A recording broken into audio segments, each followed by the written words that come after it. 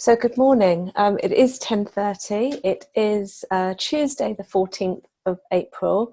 I hope everybody is still fit and healthy and has enjoyed the bank holiday weekend. A little bit of mixture of fantastic weather and a bit colder. We had a complete mixture of 25 degrees and thunderstorms and rain and wind. So a little bit like the business world at the moment, a mixed bucket for people. As I was just saying, the government released on Thursday evening an updated guidance to their coronavirus job retention scheme. And there's not a huge amount of new stuff, but there is quite a lot of clarification in there. So I'm going to be working through some of those clarification elements today, but also taking questions.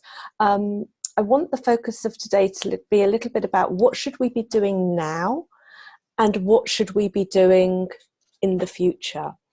And the government haven't yet given us that the confirmation as to how long we're going to be in lockdown for. We thought we were going to get it at the end of last week. Obviously, Boris Johnson being so ill, that hasn't happened. That decision hasn't been taken. But there have been some really strong indications that we're not coming out of lockdown at least until the end of April. And I would say probably into May as well. So as business owners, we need to prepare our businesses for that. We need to think about what we need to do next, and also make sure that any decisions that we take now are really good, firm business decisions and not emotional knee-jerk reactions. Over the last few weeks, we've seen a lot of clients making some really difficult decisions, and they've been making those decisions while in quite a heightened emotional state. And that's not the best time to have difficult business decisions to make. We would always say to somebody normally, take time, breathe, don't make rash decisions now. But actually, with the current situation ongoing, we haven't necessarily got as much time as we would like to get all of the information and to make those decisions.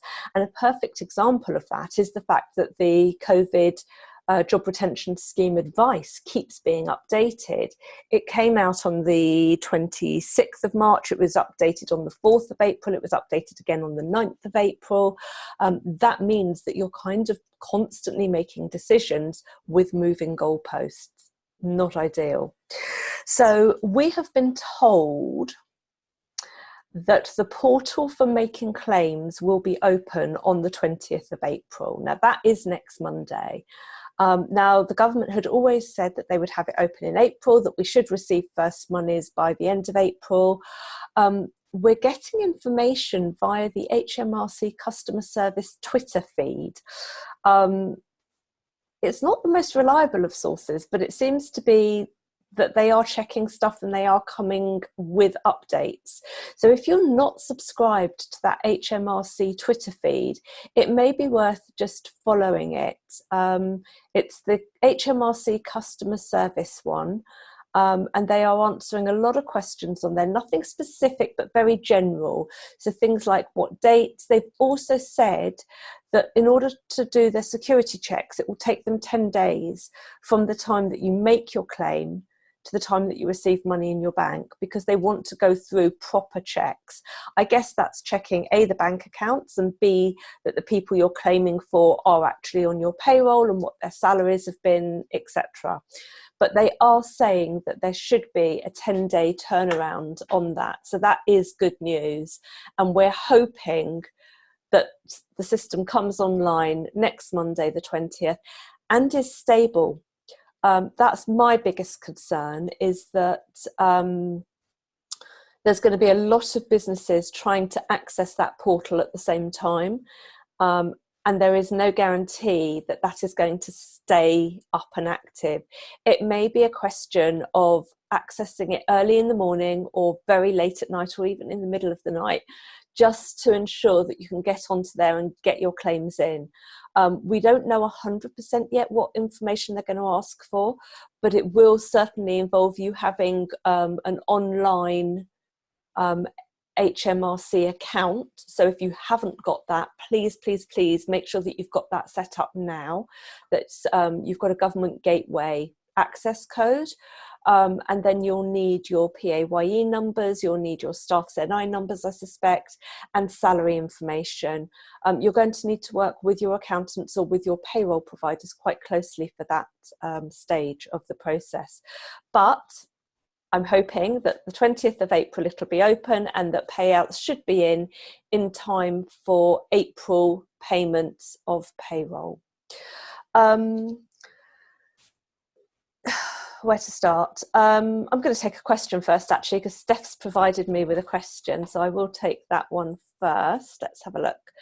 We've had an ex-employee, she resigned in February unrelated to coronavirus, who's contacted us to ask if we can take her back on and put her on furlough. She left on the 28th of February. I'm assuming the reply is no, but wanted to check as she's obviously struggling now. So I answered this one and actually have it down on my sheet to answer today.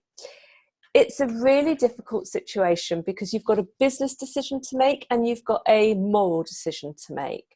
And there are a couple of different issues. So the first one I would say is if they have been on someone else's payroll in March, i.e. they started a new job and got paid through someone else's payroll, then the answer should absolutely categorically be no, because HMRC have said that they are going to inspect, and it's things like that that can jeopardize your entire scheme. The next question, or the next issue, I guess, is that we're now into April, which means that the person won't have been on your payroll in March. And although they have said, although HMRC have said, sorry, just grabbing the paper, so I can actually read to you, that if someone stopped working for you on or after the 28th of February 2020, you can re-employ them, put them on furlough and claim for their wages through the scheme. So that is what HMRC have said, and that's in black and white. Now, that then poses a number of other issues for you. So if you take them back on, how do you get rid of them again? Do you ask them for a resignation now, dated 31st of May? Would that be seen as constructive dismissal if they decide that they don't want to leave at that point? What happens if you in future need to make them redundant? You're going to need to pay notice and you're going to need to pay redundancy pay. But the guidelines say that you can, and it doesn't restrict it to people that have been paid in March. The only restriction there at the moment is whether or not people were paid in February. So it's a multifaceted decision that you need to take. Technically, legally, yes, you can. But what happens and how do you get rid of them next? And that's a little bit of the what next that I was talking about earlier. How do you make sure that you're not then paying them notice? How do you make sure you're not then paying them redundancy pay in the future if genuinely it was a completely separate situation unlinked to COVID-19? As I said, if they've been employed by somebody else, I would say absolutely don't do it. It can be seen as fraud. If they haven't been employed by somebody else, then you have a business decision to make. And a little bit, you've got the same situation. So I've, you know, that's kind of your levers, but you've also got the same situation with new starters, because new starters you cannot claim for unless they were already on your payroll in February. Even if you'd made them a job offer in December that they'd worked a couple of months' notice, and you've brought them onto your payroll 1st of March as planned, those people cannot receive the coronavirus job retention scheme money through your payroll. at the moment. Everything looks like that's not going to change. So you've then got a decision to make. Can you find them work within your own business? Can you get them doing something useful? Or is it a case of you're going to have to put them on an unpaid absence? So they're still employed by you, they're still accruing service with you, they're still accruing rights, but they're just not being paid. Now, some of this is going to come down to how you want to be seen as an employer in the future. And this will depend on the nature of your business. If you believe that as soon as this situation, the COVID situation, the lockdown is released and people start engaging again with society, if yours is the sort of business that's going to pick up again quite quickly, then actually having good quality staff that you've waited 2 or 3 months to join your business and who you want, they're still going to be an asset to your business. So how do you keep them engaged, and are you still going to be able to use them? The chances are, yes, you are. There are a lot of organisations that have just wiped out their entire workforces, and they're going to find it much harder to ramp up again once this is over. But certainly if you've waited for somebody, they're the right person, you had a vacancy, then you need to be thinking longer term, and you need to be thinking about the what next. You may not be able to pay them, but they are still on your system and they are still accruing service. I'm going to take another question because Harriet has asked, do we know yet how nest and pension payments are being treated within the scheme? i.e., is the money reclaimable, or do I have to budget for that in my cash flow? So that's a really good question. At the moment, the government have said that you will be able to claim the 3%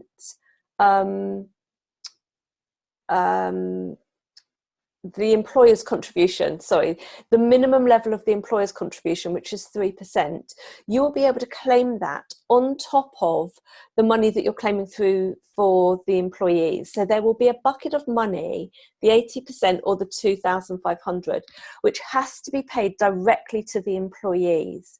But then there will also be another bucket of money that you can claim, which is the national insurance and the pension contributions that you will then pay on as you would in any normal situation. And that's going to be claimable separately. Now, really interesting, in the regulations that I have picked up and read over the weekend, there's a whole element that I hadn't seen before about the, sorry, that's the old one, about the salary sacrifice schemes, and where an employee has benefits through salary sacrifice. And there the rules are slightly different. And I'm just looking for them so that I can get them right for you, because they are kind of clarifying. This is one of the clarifications. So the money that you're able to claim through the coronavirus job retention scheme is based on a reference salary. If your staff take pension or any other benefits through salary sacrifice, then their reference salary is not their full salary. It's a proportion of it. It's a high proportion of it, but it is a reduced reference salary. And it says the reference salary should not include the cost of non-monetary benefits provided to employees, such as benefits in kind. But similarly, benefits provided through salary sacrifice should not be included in the reference salary. So if somebody gives up money on a monthly basis to contribute maybe 5 or 10% into their pension pot, or even just their normal contribution into their pension pot, that reduces their base salary. That reduces the amount of money on which mortgage references are provided, and pay increases are provided, and that sort of thing. And that reference salary is what they will be using to calculate the amount of money that you can claim back. Now, interestingly, you can't normally opt in and out of salary sacrifice arrangements unless there's been a significant life event. So, for example, if a child is covered on healthcare and healthcare is provided through salary sacrifice, and that child is no longer eligible because they're no longer in full-time education, that is considered to be a life event. If a partner passes away, for example, and they no longer need to be covered on life assurance or medical care, that's considered to be a life event, and that can change your salary sacrifice arrangements. HMRC have actually said that COVID-19 counts as a life event that could warrant a change to salary sacrifice arrangements if the contract of employment is updated accordingly. So it is possible, and this is you're going to have to take advice on this through whoever runs your salary sacrifice scheme, and you need to talk to your accountant about it, and you need to talk to your benefits providers about it. But it is possible to use COVID-19 as a life event to change salary sacrifice arrangements. But it's really important that that decision isn't taken in isolation, because it can have longer term implications, and it will probably have tax implications as well.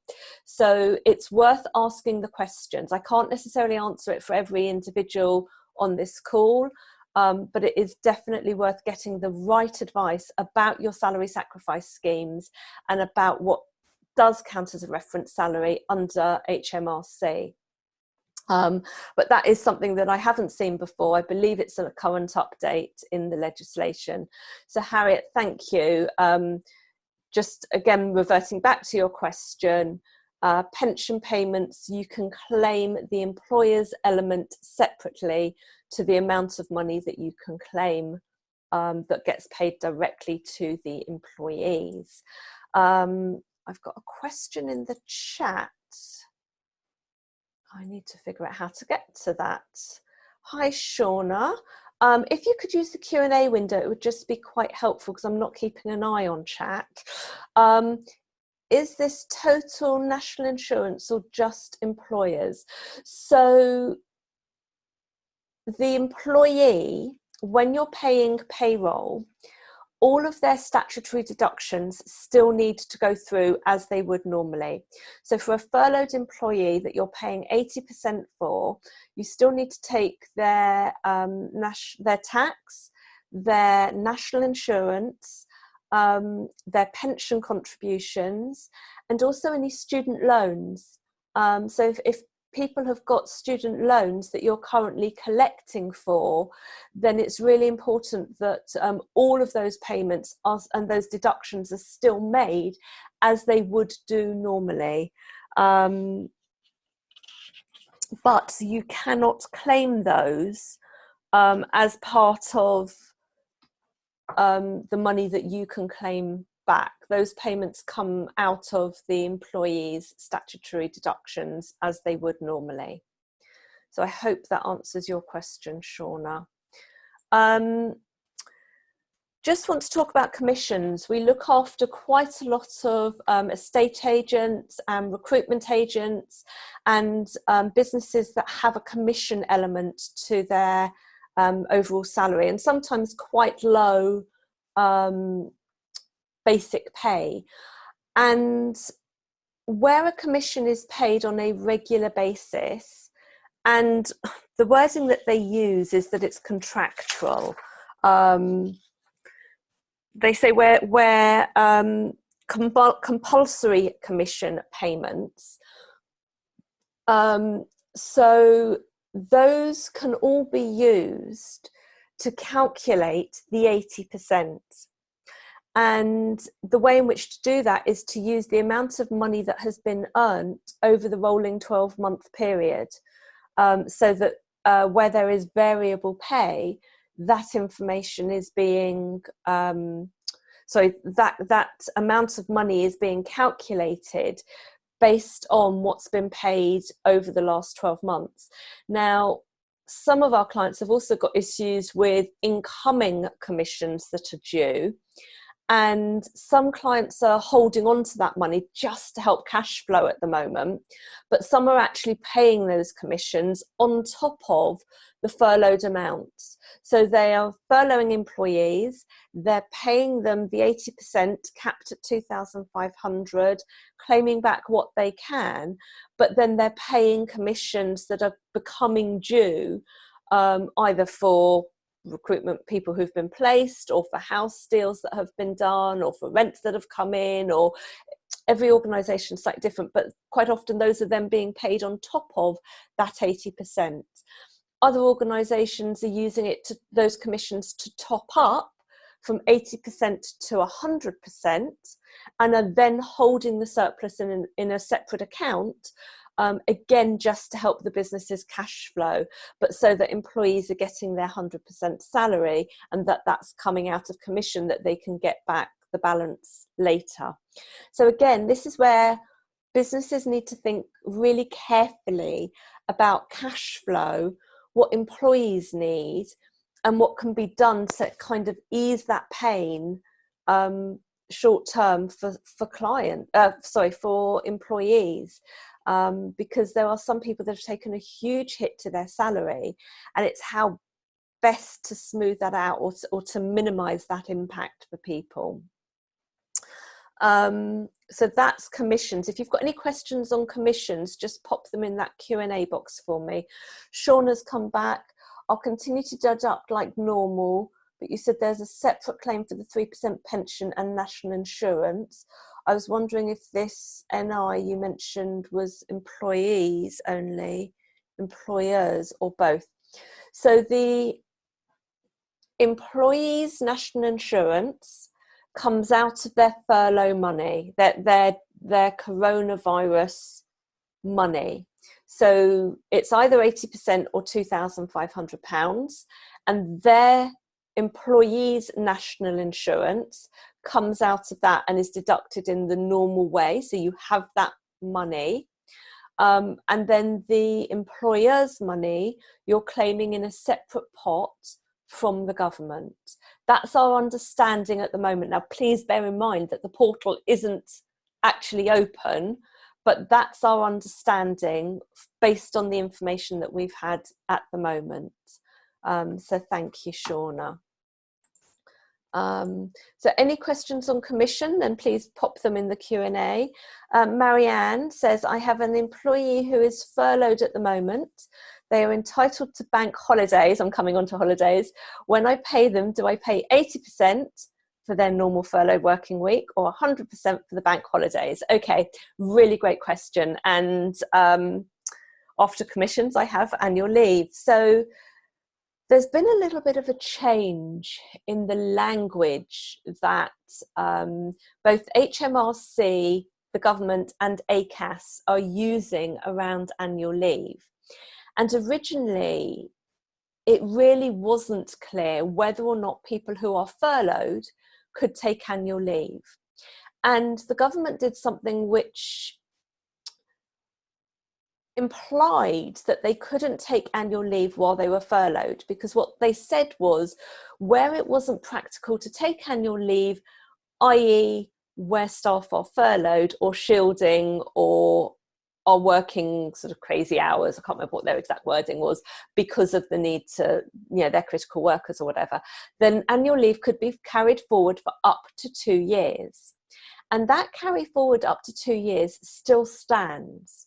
But what they have now clarified is that people can take both annual leave and bank holidays while being furloughed. So it doesn't appear, and again, I've got this from the HMRC Twitter feed, but also if you have a look at ACAS updated their guidelines on Thursday night, and they are now saying that employees can take annual leave while furloughed, that it doesn't break their furlough, which means that as an employer, you can still claim the 80%.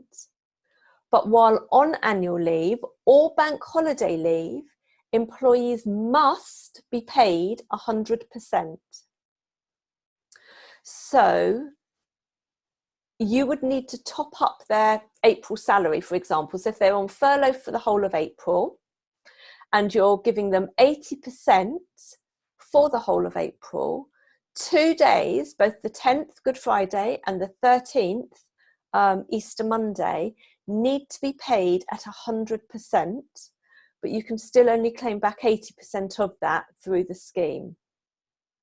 Okay, now the other thing that it says, and this has always been the case, but very few employers actually use it, is that you can insist that staff take annual leave. And the way in which you do that is obviously to have a conversation with them, but you need to give them notice twice as long as the amount of annual leave you want them to take. So, and I touched on this in my last webinar, but if you want somebody to use a week's annual leave, maybe the first week of May, and just bear in mind that does include a bank holiday that week, because Friday the 8th is VE Day commemoration. It's not quite sure what's going to happen with that now, but that stands. So if you want somebody to take annual leave the week of the 4th of May, then you must give them at least 2 weeks notice of that leave that you want them to take. So you must write to them, ideally by this Friday, the latest Monday, the 20th, telling them that they are going to be on leave for a week from the 4th of May on full pay. And that will include 1 day of bank holiday. So when you're doing your annual leave deductions, you will deduct 4 days of annual leave and 1 day of bank holiday. Now, that may work for some employers, that may not work for other employers. Again, it's going to be a business decision. You may not have the cash flow now to pay people full pay, and therefore you may not want them to take it while they're furloughed, but you may want to wait until they're back at work, until businesses, income, money's coming into the business and that business picks up, and then you can actually afford to pay them their annual leave. On the other hand, you may need all hands on deck when the lockdown is lifted and may not want people to take annual leave. It swings and roundabouts. It will depend on your business, what you can afford now and what you think you're going to be able to afford in the future. Important things to remember is that annual leave continue to accrue.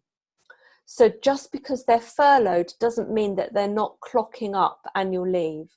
And if you were to make them redundant, you would have to pay them the annual leave that they've accrued but not taken.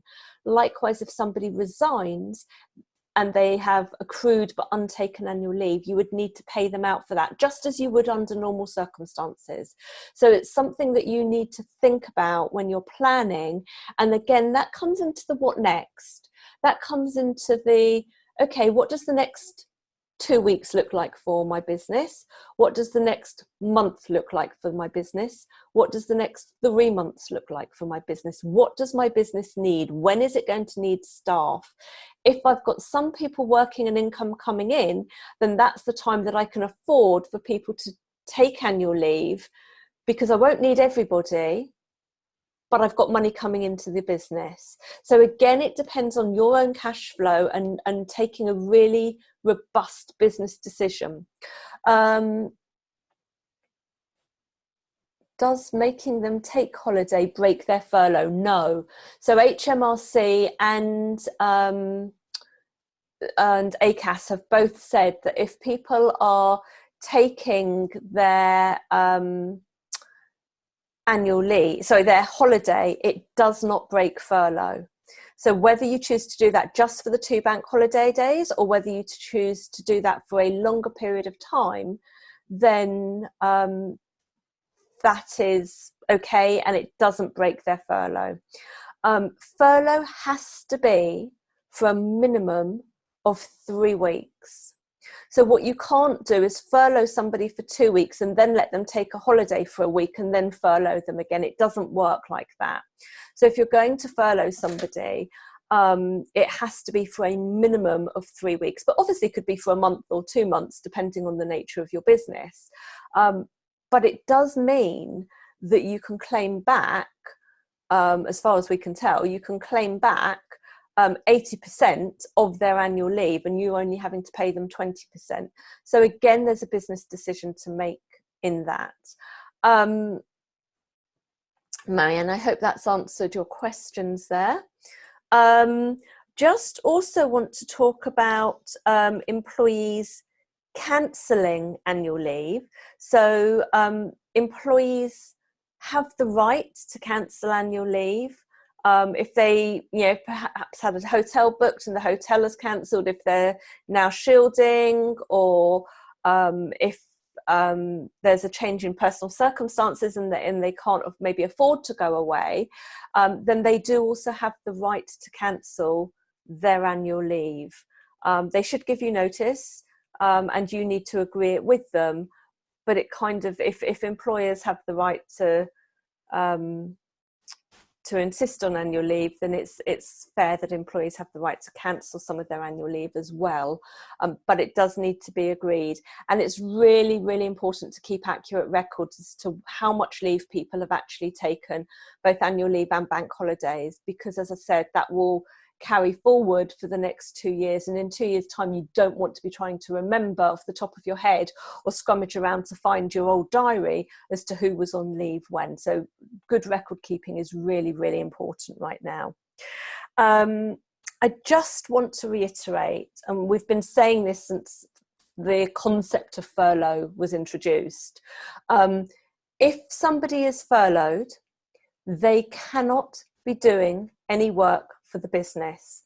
That includes social media, because social media is marketing the business, and therefore it has the potential to generate revenue, if not short term, then certainly long term. It's really important that you don't do anything that jeopardizes the business's ability to claim the money through the coronavirus job retention scheme.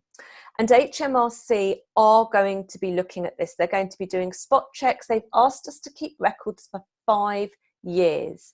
Now that means that potentially, as well as wanting to see letters, they may want to see social media, they may want to see email systems, and HMRC have more rights of inspection than almost anybody else. I think Borders and Immigration also do, but it's really, really important that if somebody is furloughed, they are not doing any work. And you can't just say, oh, well, they're volunteering their time, because if they are doing their normal job or doing someone else's normal job that is furloughed, then they will say, well, actually that work was still ongoing and that furlough wasn't legitimate. And therefore it will jeopardize your entire claim with HMRC, because they will see it as fraudulent. So please, please, please, if you are furloughing somebody, do not then ask them to come in and sit in on meetings, or to do, minutes for a meeting, or to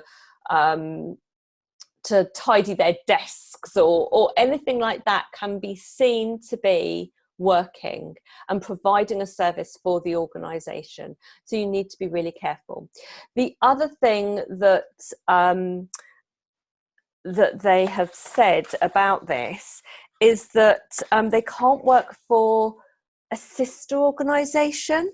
So they can do volunteer work, that's absolutely fine, as long as it doesn't provide a service to or generate revenue for or on behalf of your organisation or a linked or associated organisation.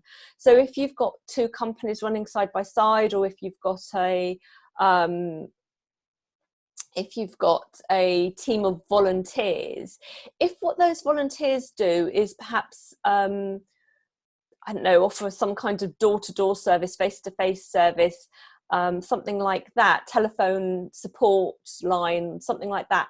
And people are, your office staff who are paid are doing a very different job, maybe finance, marketing, HR, something like that. And they want to then do the same as your normal volunteers do, because perhaps you've got a bigger requirement because of COVID-19 for that volunteer service, then that would be allowed. But what they can't do is the admin support and the back office stuff that they normally do if they are furloughed.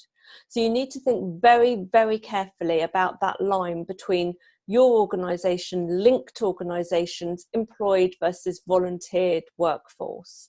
And if you need clarity, please, please, please contact us on an ad hoc basis. We can guide. At the end of the day, we can only provide advice.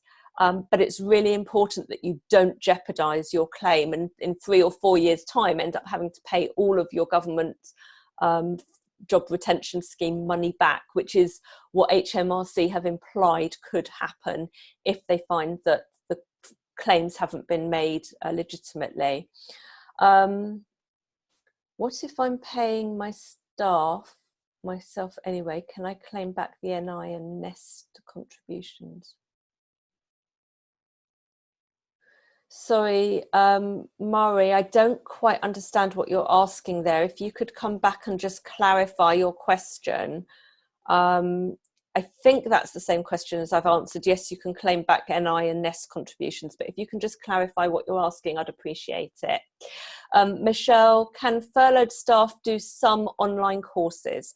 So yes, training is permitted. And actually, this morning when I was going through the notes, I have highlighted furloughed employees should be encouraged to undertake training. Now, that's the first time that I've seen that written down.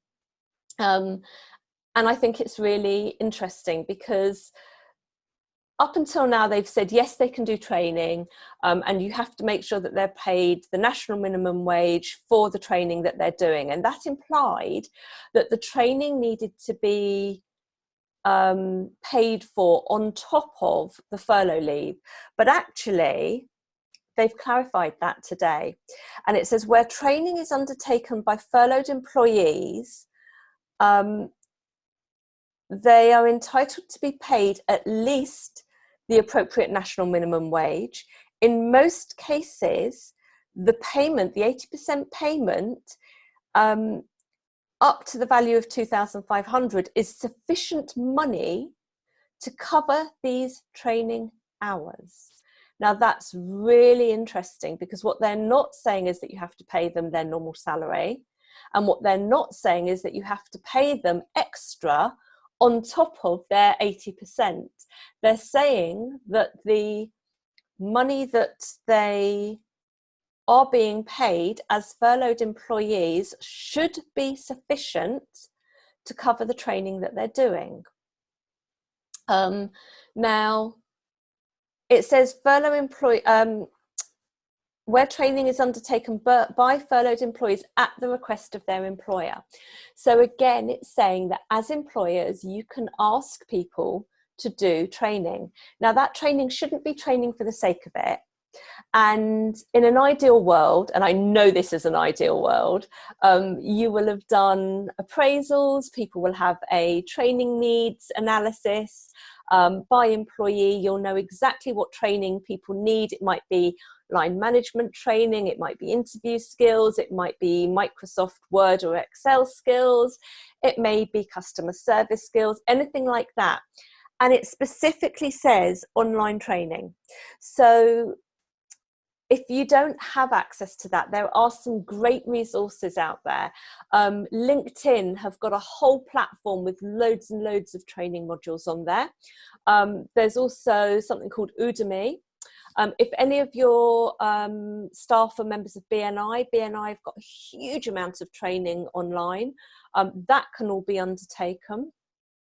And also, there are organisations, there's a couple of organisations that I strongly recommend. One is called, one is for customer service training. It's first impressions training, Marie and David Cross. So if you've got anybody that needs customer service training, they are definitely worth a conversation. What I'll do is I'll put some of these training links onto our COVID-19 resources page, and I'll probably just put a link to some training on there so that people can access it. But Marie and David Cross of First Impressions Training, and also Linda and Michael, I've gone blank as to what their surname is for a moment, that will come back to me, of Micro. And they've got fantastic suite of online training, and they're quite bite-sized. They're really easy for people to understand.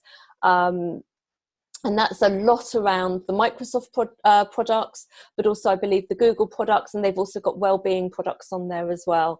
So those are a couple of providers that I really, really recommend. I'll also put links on there. There's some marketing courses that I know that are running as well. I haven't done it yet, hadn't really thought about it. But the fact that the wording of HMRC is now saying furloughed employees should be encouraged to undertake training, and that the 80% should be sufficient money to cover those training. This again comes onto my what next. So I said that this session would be a little bit about the what now and what next. The what now is you can offer this training to people. The what next is making sure that the staff that you have the skills and abilities to take your business forward once the lockdown is lifted. So once the economy starts to move again, you need to position your business in the best possible place to take advantage of that. And that means you personally having the skills and knowledge to move your business forward. But it also means making sure that the staff that you've got left have the skills and the knowledge to move your business forward. And we've been, unfortunately, making a lot of people redundant for various clients. The government have advised against it. So whenever we've done it, we have made people redundant with a warning, because we just don't know at this time how the government are going to view redundancies, how the employment tribunals are going to view redundancies made during this period. When you make people redundant, there is absolutely an obligation on you to have a meaningful consultation with your staff and to actively look for ways to avoid redundancies. That's legal, that's always been there, that hasn't changed. The purpose of the coronavirus job retention scheme was to prevent employers making people redundant. And therefore, when you do a redundancy consultation, you need to actively look at whether or not you have a legitimate reason for redundancy, if an alternative is that you can furlough them on 80% and get that money from the government. And what we don't know is that when all of this is, comes out in the wash, whether the employment tribunals, if somebody who you've made redundant brings a claim, whether the employment tribunal will say, you know what, your employer had to do the best thing they could given the information they had at hand, or whether the employment tribunal will turn around and say, actually, your employer abused what was going on at the time. They didn't take advantage of the coronavirus job retention scheme. You should never have been let go. You were unfairly dismissed, and therefore, obviously, there's a penalty for the employer. And at the present time, we don't know. But if you're thinking about making people redundant because you don't know what your business is going to look like when the lockdown is lifted, then I would really urge you to take all of the funding you can from the government right now to furlough people. The government have said that that funding is available until the 31st of May. So don't make a decision to make people redundant at this stage, but wait until we know what's happening from the 1st of June. If you have a legitimate business case and you no longer need your staff after the 1st of June, because business has dried up, or you know, that you're having to shut the business down, or there just isn't the requirement for the number of staff that you have, then go through a legitimate redundancy process at that stage. But to take the decision now is a high risk decision, given that a suitable alternative is to furlough them. If somebody refuses to be furloughed, then in effect you could say that they are resigning. But again, we don't know how that's going to be viewed and whether or not they might have a case for constructive dismissal. If you've made all efforts to furlough them and they are refusing to be furloughed, then you may have no option other than to make somebody redundant now. But that could be expensive. And you get into a little bit of a loop where there isn't a real clear win-win situation there, because you could end up paying out quite a lot in notice pay and redundancy pay at a time where you've got no income. You could take the view to just terminate their employment for some other substantial reason, but if you're going to do that, you absolutely need to take advice, because you're relying on the fact that they are refusing to be reasonable and that there is a breakdown in the relationship. And in effect, you're terminating them without notice, or you have to pay them their notice. So again, if you're going to go down that route and you're adamant that they need to be furloughed, they're refusing furlough and redundancy is too expensive, then please have a conversation either with us or with your HR advisors, but get advice on that, because it is a little bit of a risky route to go down. Just going to come back to Mari. I'm continuing to pay the staff from existing income, so I was wondering if I can claim the employer's NI contribution. No. So thank you, Mari. I understand what you're asking now. So the staff haven't been furloughed. And if you're not furloughing staff, then you can't claim the employer's national insurance or the pension contributions from the government. That money is only available if you are furloughing your employees. However, there is other money available. So there is, depending on the nature of your business, there's the hospitality retail scheme available, and then there's also the small business scheme available.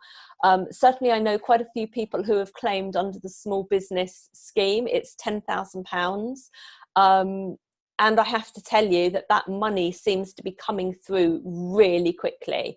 So I'm not sure how far £10,000 will do in your business, but for some small businesses that is a lot of money, and it is going to be hugely beneficial, either in paying rents where we can't get rent reductions, or just in paying those, you know, national insurance and nest contributions. If you haven't spoken to your accountant about the money that you can claim from the government, that is absolutely well worth a conversation. If you have small business rates relief, then there is definitely money available, and some of that money is coming through in 48 hours. So that may be a way that you can access some of that money, Mari. I don't know the nature of your business, but you can't claim for that element. As far as we know, that certainly nothing that we've seen indicates that you can claim for that if you're not claiming for the bulk of the job coronavirus scheme. Couple of other things, and I'm going to work through them fairly quickly because I'm running out of time a little bit. If you are a director or an officer and you wish to furlough yourself, you can do so as long as you are paid through PAYE. Any money that you're paid through PAYE can be claimed as you claim for employees, so up to 80% or £2,500 max, but only if you do no work. And again, I'll say that only if you do no work. So you are not doing your marketing, you are not doing your social media, you are not invoicing clients, you are furloughed, you are not working because your business is closed, then you as a director or as an officer of a company can claim under the coronavirus job retention scheme. There are other schemes available if you are self-employed. Also, if you're a partner in a limited in a partnership, then you can claim as well. Again, as long as you're paid through PAYE, that proportion up to 80% or £2,500 can be claimed. Sick pay. Now, again, they've changed the wording on sick pay slightly to say that if somebody is on, so the coronavirus job retention scheme is not designed as a short-term plug of money, which is why they've said a 3-week minimum period. So if somebody's off sick with a cold, or if somebody, you know, is sick for reasons not related to coronavirus, then they should be put on SSP in the normal way. As long as they're not a furloughed employee, they should be put on SSP in the normal way, and you can't claim that back from the government. However, if they go down sick or they're self-isolating as a result of COVID-19, then you can claim their SSP back through the SSP rebate scheme. So under normal circumstances, an employer has to pay SSP, but you can claim up to 2 weeks of somebody's pay through the SSP rebate scheme if it's linked to COVID-19. What you can't do is claim that money for SSP and furlough them at the same time, because in effect then they're getting 2 pots of government money. But you can furlough somebody who is sick, and if somebody is on furlough leave, then you can leave them on furlough leave even though they are sick, and therefore you're claiming the 80% of their salary. And you may want to classify them as being furloughed rather than on sick, so that you're not breaking that furlough. So depending on how long they've actually been off. So you can't have 2 forms of benefits running at the same time. If somebody needs to shield, they can be furloughed. If somebody needs to shield because they're looking after the elderly or kids, or if they can't work, then they can also be furloughed. So for sickness, for looking after kids, for looking after the elderly, all of those people can be furloughed. If, however, you need them to work, you need to have a conversation. So you need to ensure that they can work safely. And that is really, really key, because actually HMRC have now got a line where staff can report employers who are insisting that they come to work where it is not safe to do so. So that's just something to bear in mind. So where staff can absolutely work safely, then it's really important that sorry, I've lost my train of thought. Where staff can work safely, it's really important that they are at work working. But if somebody, sorry, I was talking about furloughing, but if somebody says that they can't work because they've got to look after children, or they can't work perhaps because they live with elderly parents or somebody else who is shielding, then those people can be furloughed. But you do need to have a discussion with them, because again, they want the economy, the government want the economy working as efficiently and effectively as possible. Fixed term contracts. It is possible to extend a fixed term contract or to renew a fixed term contract during furlough leave. So you can furlough somebody who is on a fixed term contract, you can renew it or you can extend it. But again, you just need to be aware what next.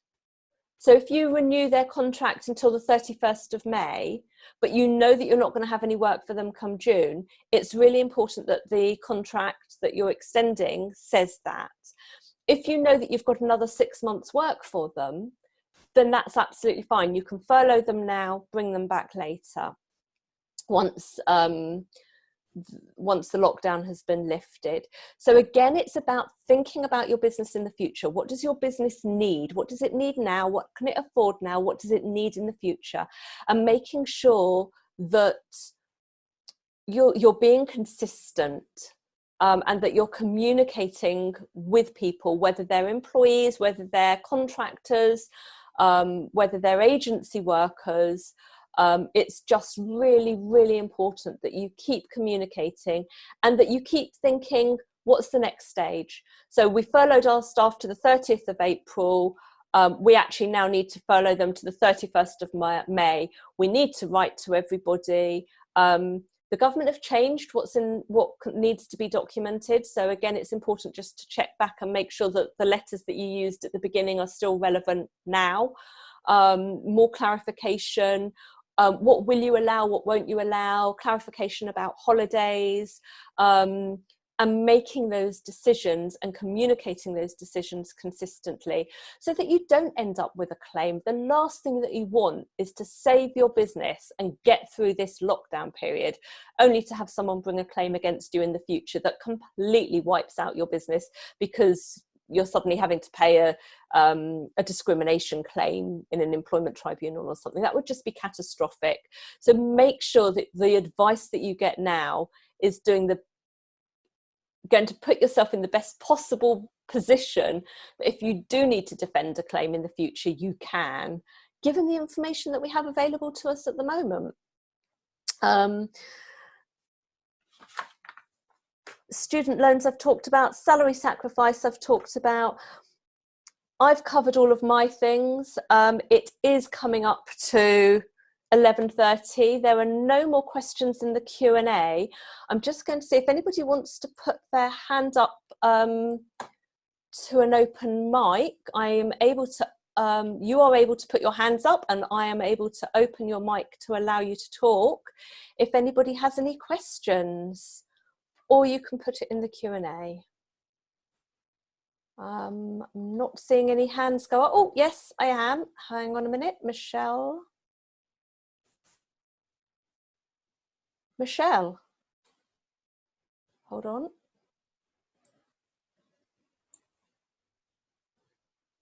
Hello. Hi. Hi, Donna. Thank you so much for this so far. It's been really interesting. Good. I just have a quick question. So when the schools go back, that's obviously when we go, my business goes back, the staff will go back to work, hopefully when schools open. But how could I possibly guarantee that the staff will be safe? Because I can't guarantee that. I can only sort of say, well, the government has deemed it safe, hence why they've reopened the schools. But I can't personally guarantee that while they're working with our children and families, that they might not pick up any illnesses. Okay, so this is going to come down to a risk assessment. And it's really interesting because at the moment, the World Health Organization have said that potentially we should all be wearing masks out in public. Now, there's huge controversy over that because there's that false sense of security. And I know that the government are looking at it this week because they're coming under increasing pressure to do so. But all you can do is a risk assessment.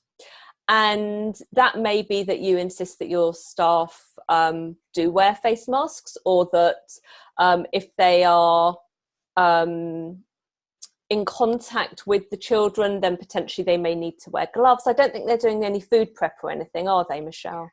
Some of them are. Right. So you've got all of your normal food hygiene standards and stuff that you're going to need to keep in place. But then it is a question of, you know, if the government have said it's safe, and if people are coming out of lockdown, there is only so much you can do as an employer. But it's about looking at, you know, maybe keeping distance from children, maybe sterilising equipment at the end of every session. People pick up colds, flu, bugs, germs all the time, especially from children. I mean, you know, children are renowned for it. When they first start school, they come home with every bug and germ going. And it's just going to be a case of having to take reasonable precautions and doing a risk assessment and making sure that, you know, PPE isn't going to be ideal in that kind of setting, but making sure that the staff know what's expected of them, that they clean down equipment properly, and that they do everything that they can to minimise the risk of infection being passed. Thank you, Donna. Okay. I'm going to put you back on mute. Thank you, Michelle. Another question. We have 3 workers on flexible hours. Do I have to pay upfront or wait for furlough to come first? So one of the things that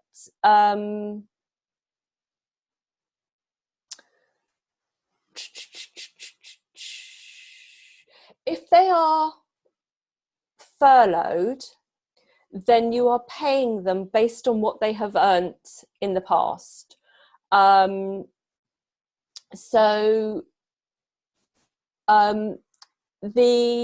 way in which you calculate it for flexible hours is based on what they've earned in the past.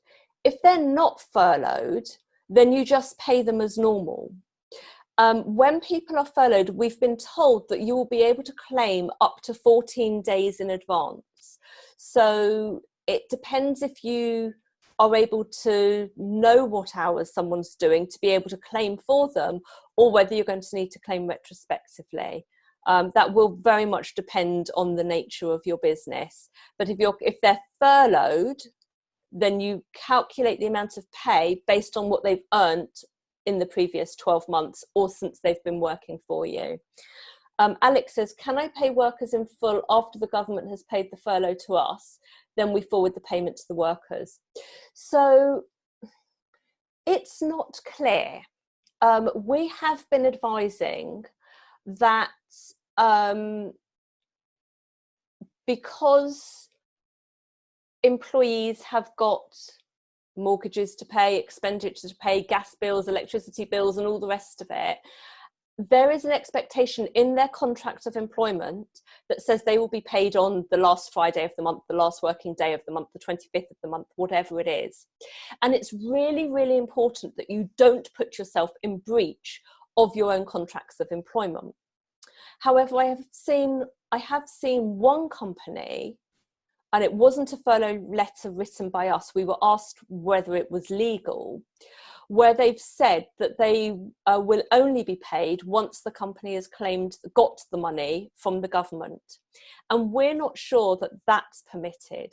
The only way it could be permitted is if you actually change somebody's contract of employment so that they know and agree to being paid once the money's come in.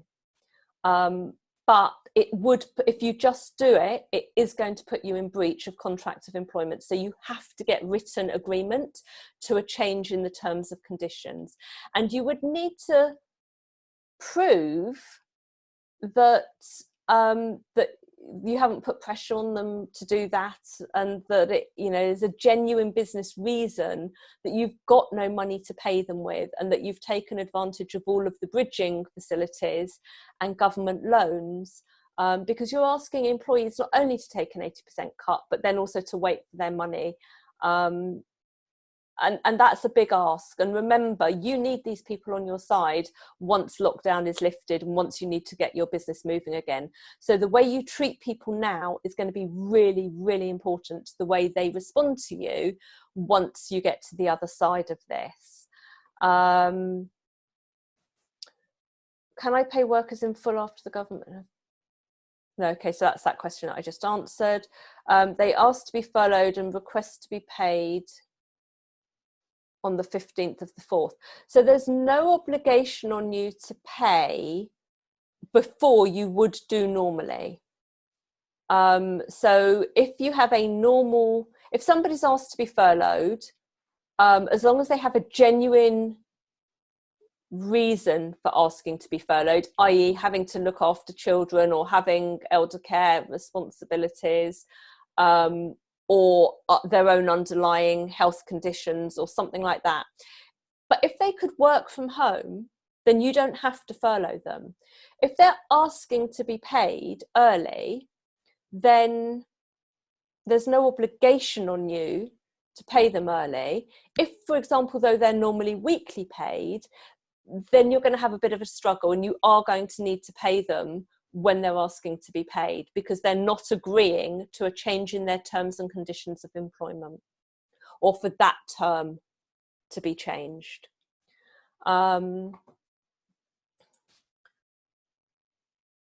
Yeah, so no discrimination is allowed. That's absolutely right. So all equality and discrimination laws are still in place. And when you're making decisions, you have to be consistent in the decisions that you're making.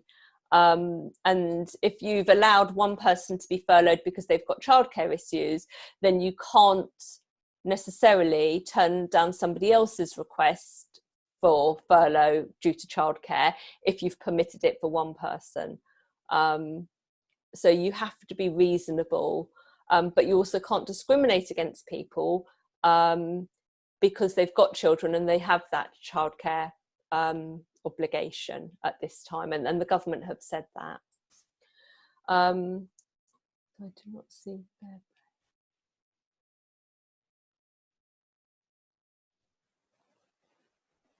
Okay, so builders can't work from home, absolutely. Sorry, Alex, can I open your mic? It would be a lot easier.